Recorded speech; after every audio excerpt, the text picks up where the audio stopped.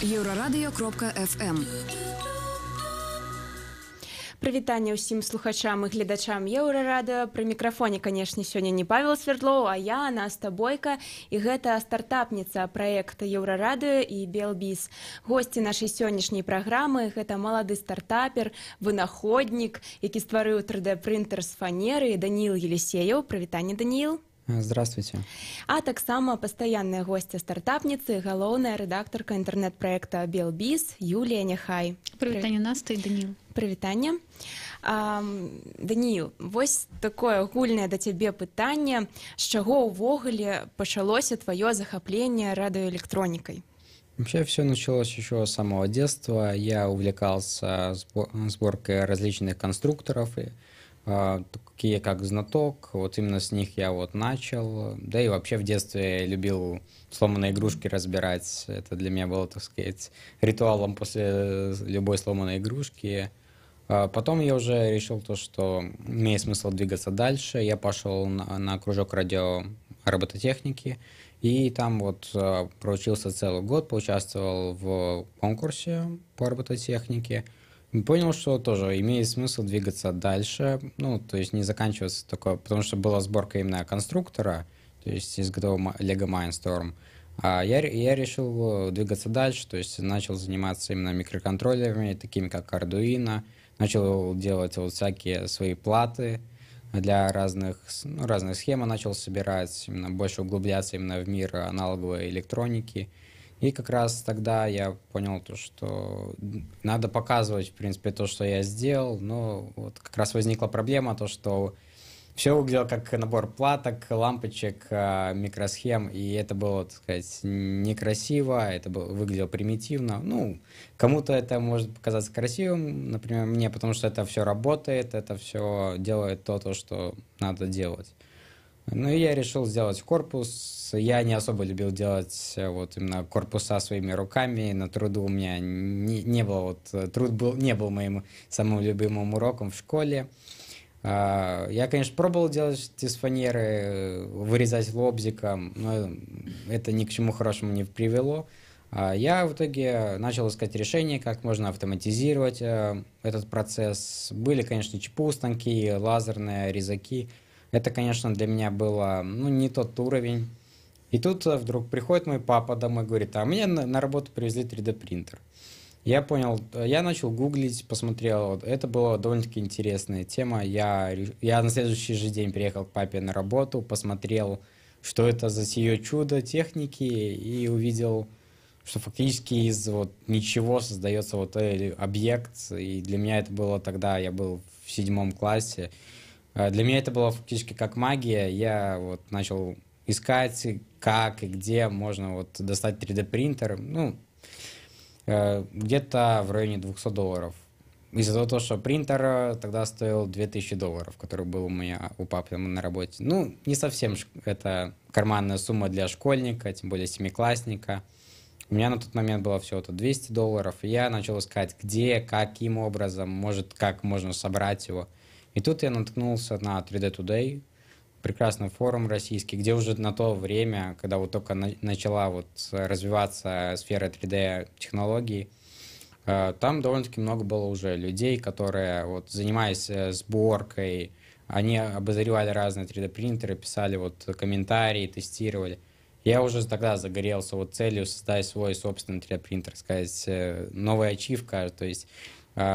Я до этого занимался, в принципе, радиоэлектроникой, и я подумал, смогу ли я сделать все то же самое, только уже на другом уровне, на более высоком, то есть делать настолько сложные электронные устройства, которые мало того, что будет делать другие фактические устройства, то есть можно будет печатать корпус, можно будет печатать фактически все, что угодно, что только можно найти в интернете, либо самому нарисовать. То есть все ограничено только фантазией пользователя.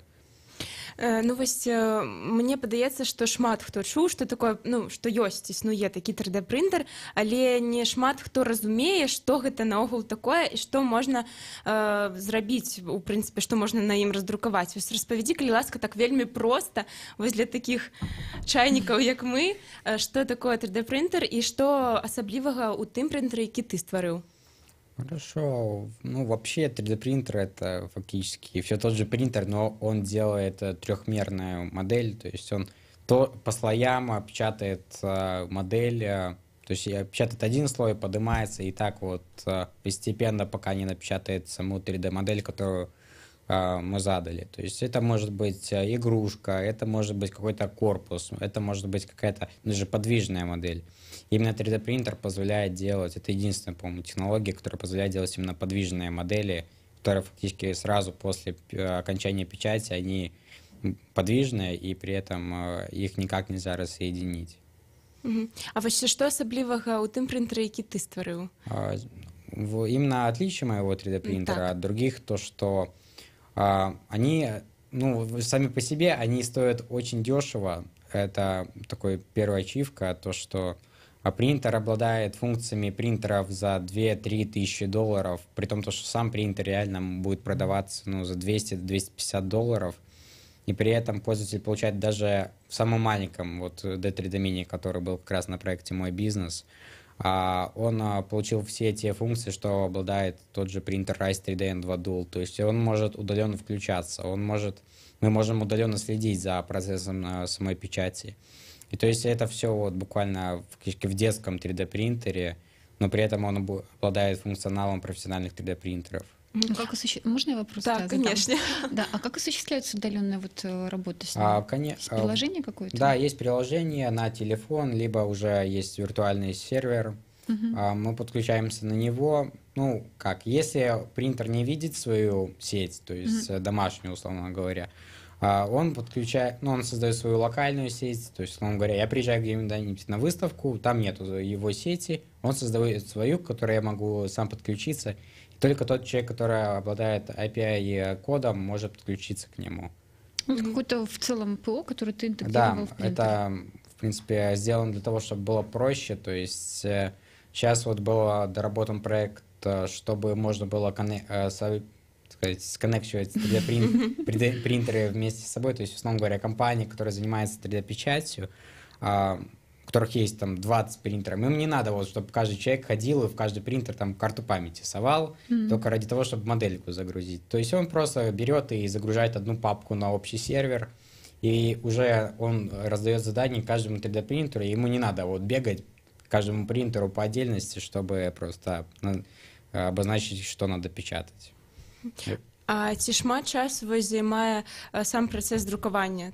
То бок за колькі часу можна вось раздрукаваць там одну модель?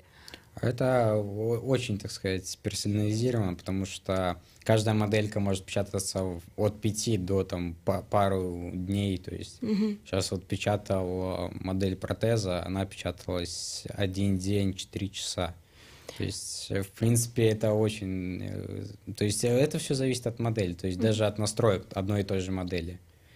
Ну, не так, як паперку за пару хвилин, пару секундов раздрукаваць. Не, ну, конечно. А с какими материалами вообще работает принтер? Вообще, в основном, принтер работает с пластиком, но пластик бывают специализированные, бывают пластики с добавлением... Резины, наверное. Ну, резина, да, есть такие пластики, типа флекса, каучука. Есть также специальные материалы с добавлением металлов, с добавлением дерева. И вот они фактически обладают все теми же свойствами, что и то, что в них добавляется. То есть с добавлением деревянной крупы, это крошки, да. Они фактически можно делать градиентные модели, то есть с повышением температуры, как бы темнота вот самого пластика будет меняться, то есть, и при том она будет обладать даже запахом дерева, и фактически будет сложно отличить 3D-печатную деталь от реально вырезной. Мне цікава. Вось ты казаў пра праект «Мой бізнес». Да. Я так разумею, што ён шмат на цябе паўплываў. Вось распавядзі, калі ласка, пра яго, хто быў тваім ментарам у проекте. Да, моим ментором был Олег Ильгизович Хусаенов, который мне помог, сказать, когда я пришел только на программу, я чувствовал себя просто инженером, который вот сделал 3D-принтер. И вот после окончания программы я фактически вышел бизнесменом, потому что именно Олег Ильгизович направил меня в такую замечательную школу, как Тенгуру Бизнес Академи. И там я, собственно, понял, каково быть именно бизнесменом. И, собственно, мой проект оценили в конце, так сказать, года, на гранд-финале. Мой проект, так сказать, победил. И вот я рад, то, что я смог познакомиться, мало того, что найти новых друзей, так и найти таких же людей, которые занимаются своими проектами, которые, так сказать, приходят, мало того, что обучаться, так еще и общаться, обмениваться какими-то идеями. То есть и как бы вместе мы вот помогаем сделать, так сказать, мир проще, лучше. То есть даже какая-то маленькая идея, которая решает какую-то маленькую проблему, даже твою, она, возможно, может помочь и другим людям, у которых есть точно такая же проблема. Каково это быть бизнесменом? Ось, Юля, моє питання прям зняла з языка. Это довольно-таки сложно. Вот во время проекта моего бизнеса было довольно-таки сложно, потому что я пришел вообще фактически только с прототипом самого первого маленького 3D-принтера. И фактически 3 месяца я работал, не покладая рук, каждый день ездил к папе на работу, мы с ним вместе собирали этот первый 3D-принтер, притом было его много версий, то есть мы начали с пластиковой модели, потом нам сказали в Янкате то, что нет, нельзя, надо облегчить, так сказать, изготовление, и решили опять вернуться к тому самому фанерному корпусу, сделать его маленьким. И даже вот этот самый корпус пережил очень много изменений. И вот даже после моего бизнеса со мной связалась компания Буслик, с которой мы во время моего бизнеса сотрудничали. Мы как раз с ними доработали принтер фактически вот до конца, что позволило им... Мы прошли предварительные этапы сертификации, то есть фактически D3D Mini фактически готов выходить на рынок, готов вот к производству фактически уже. То есть вот нужны только инвестиции, чтобы как раз пройти сертификацию и сделать первую партию принтеров. Ну вось ты кажаш, што кожны дзень займаўся тым, што дарабляў там нейкія недахопы прынтары. А што вось са школы, як ты паспяваў усё ўвогуле? Это было еще проще, потому что именно вот этот этап именно по доработке, он как раз вот попал на лето. Вот это было самое идеальное. И как раз вот во время лета у меня было вот все мое свободное время я уделял проекту, то есть все, что я мог, вот сколько времени я мог отдать проекту, я все его отдавал вот на разработку, на доработку 3D принтера, и чтобы именно он поскорее вышел вот в производство. То бок праблему у школе не было? Нет, в основном это, как попал проект на конец учебного года и на начало следующего, то есть учителя меня понимали, не все, но понимали меня, поддерживал директор, то, что надо вот все-таки идти, вот показывать то, что есть вот такой проект, то, что он может помочь таким же детям, потому что его можно использовать в школах, этот 3D-принтер, и делать как бы образование интереснее, как бы, чтобы ученикам было намного интереснее, да и вообще то, что именно мы работаем на высококачественном оборудовании, тем более на инновационном, то это позволит сделать не только образование полезнее, но и интереснее. Дзякуй, Даніла. Зараз мы перарвемся на невялікую музыкальную паузу на навіны, а пасля працягнем размаўляць з Данілам Елисеевым і Юліяй Нехай пра такі беларускі стартап 3D-прынтер. Не пераключайцеся.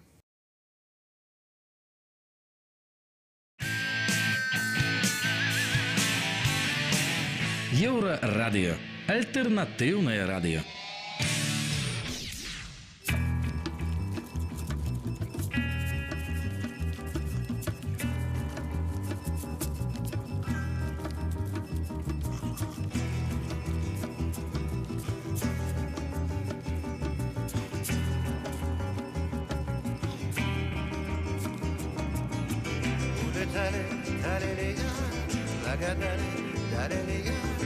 Обещали, шалили, разевали, валили, то ли дело стелили, или вылили, уходили, делили, пролетали мимо меня, а над нами звезды горят, а под нами птицы парят.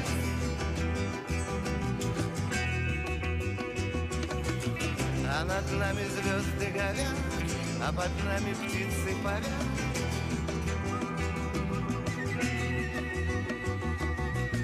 Нагадали солнечных дней, выпивали с жизни моей.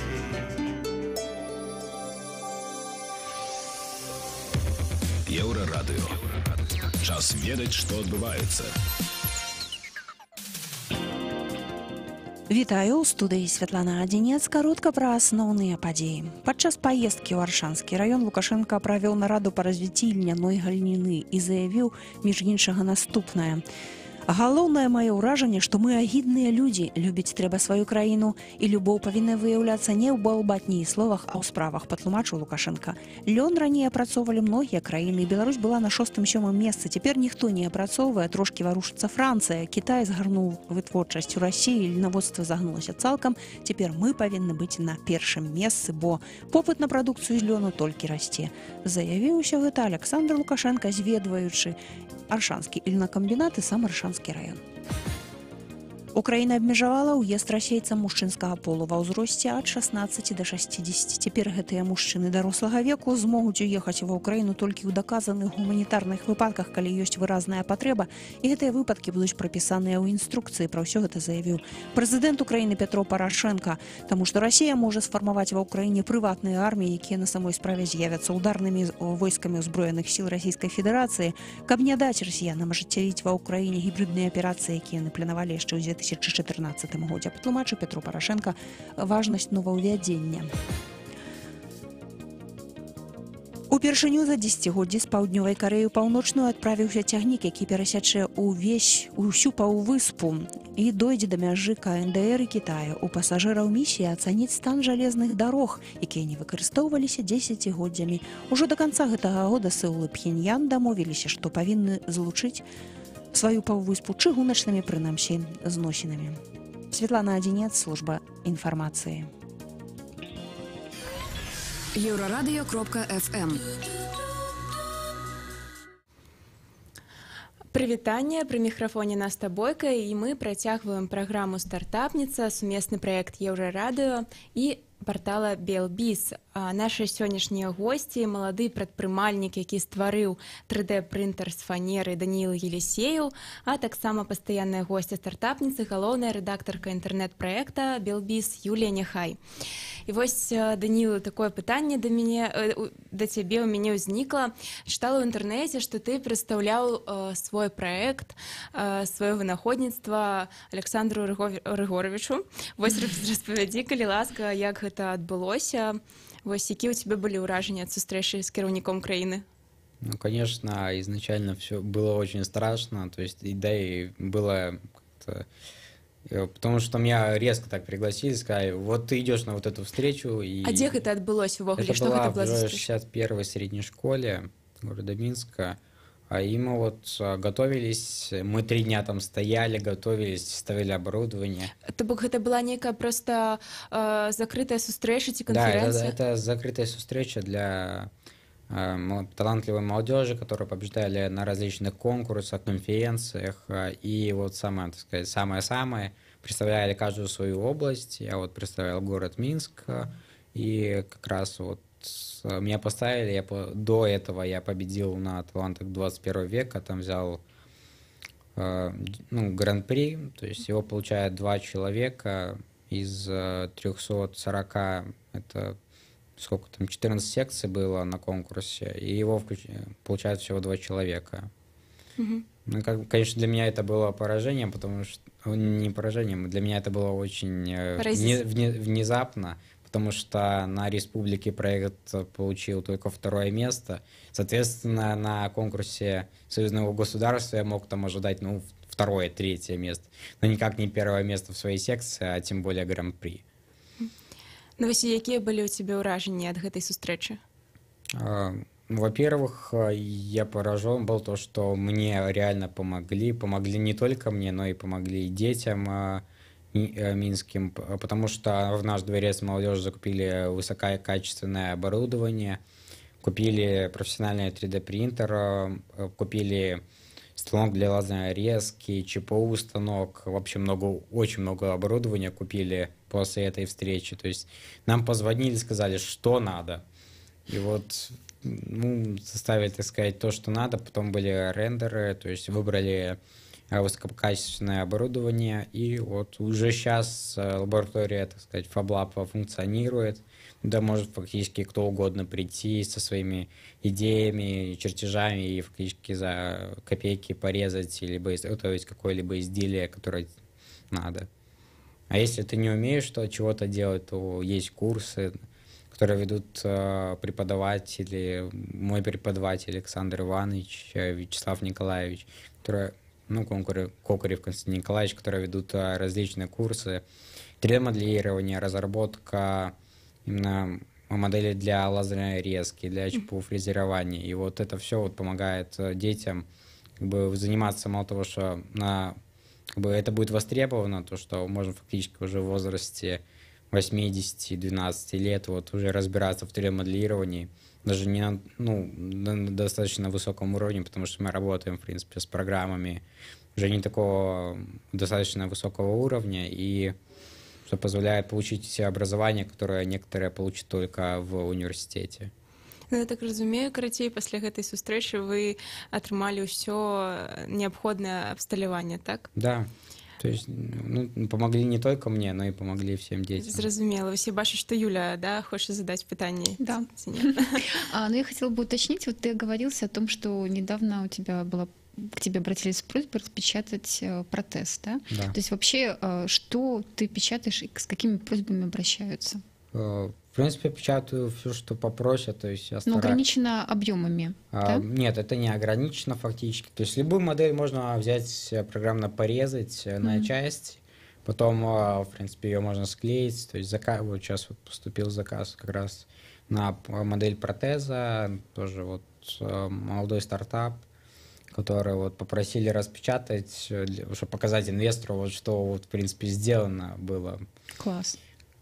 Распечатал, в принципе, качеством доволен заказчик. Я, в принципе, деньги особо стараюсь, не беру. То есть, как пожертвование, как знак благодарности, да, но Кошты сам не выставляешь. Да, то есть, сколько вы заплатите, то есть, я скидываю скриншоты из программы, чтобы примерно показать стоимость, а там уже как человек захочет.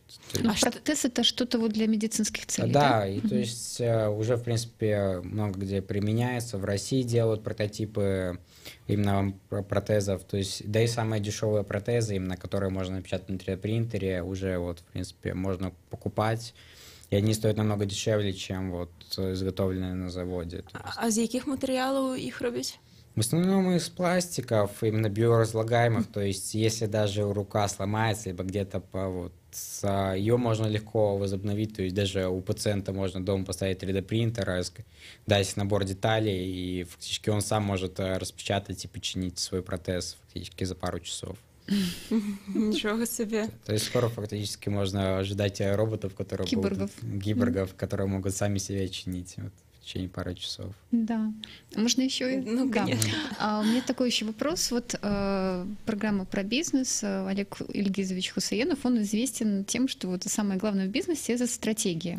То есть какая у тебя сейчас стратегия? Ты говорил о том, что заинтересовался проектом «Буслик». Будет ли какая-то коллаборация? Расскажи об этом. Фактически, да, есть, конечно, стратегия. Мы с Бусликом сотрудничали, они предложили именно помочь. То есть, если по расчетам все будет хорошо, то дальше будем сотрудничать. То есть, они нам помогли пройти этапы предсертификации. То есть, мы с ними дорабатывали принтер, чтобы сделать его более простым для пользователя. С ними мы как раз доработали его, фактически он сейчас полностью готов. Но пока по всем расчетам, которые провел Буслик, которые надо именно потратить, заложить в цену, принтеры выходит что-то в районе 460 белорусских рублей по их расчетам. И они посчитали, что для белорусского рынка это довольно-таки дорогая игрушка, как для ребенка, так и для школ.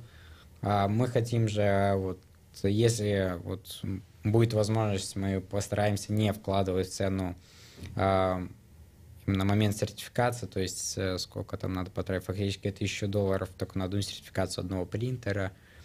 И, ну, после этого их, правда, сертифицировать не надо, но все равно вот это должно закладываться в стоимость, но мы постараемся этот сказать, это не вкладывать, чтобы принтер именно был максимально дешевым для пользователя.